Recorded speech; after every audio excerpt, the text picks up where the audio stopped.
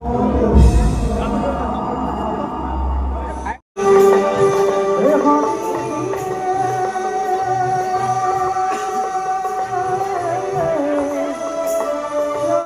আয়োজিত শ্ৰী শ্ৰীকৃষ্ণ ৰাসলীলাৰ আজিৰ এই পবিত্ৰ সন্ধিয়া আমাৰ মাজত উপস্থিত আমাৰ সকলোৰে বিশিষ্ট ব্যক্তিসকল, মঞ্চৰ সন্মুখত উপবিষ্ট মোৰ আই মাতৃসকল, সকলো শিল্পী কলা কৌশলী সকলোকে মই শ্ৰী শ্ৰীকৃষ্ণ ৰাসৰ আন্তৰিক অভিনন্দন, শুভেচ্ছা আৰু শ্ৰদ্ধা জ্ঞাপন কৰিছোঁ। প্ৰথমতে মই ক্ষমা প্ৰাৰ্থী, আপোনালোকৰ ওচৰত কিছু পলমকৈ আহি উপস্থিত হ'ব লগা হ'ল।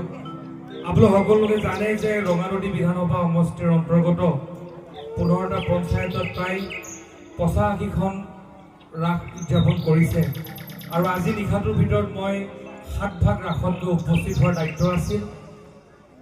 ৰাইজৰ ল'ৰা হিচাপে সদায় সকলোৱে বিচাৰে আৰু সকলোৰে ওচৰত উপস্থিত হোৱাৰ এটা সদায় মই নৈতিক দায়িত্ব বুলি ভাবোঁ।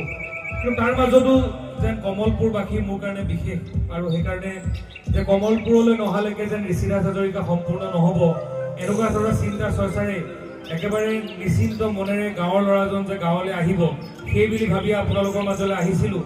কাৰণ কমলপুৰলৈ যেতিয়াই আহোঁ কোনো যুৱ নেতা, ৰাজনৈতিক ব্যক্তি এইবিলাক বুলি ভাবি নাহোঁ।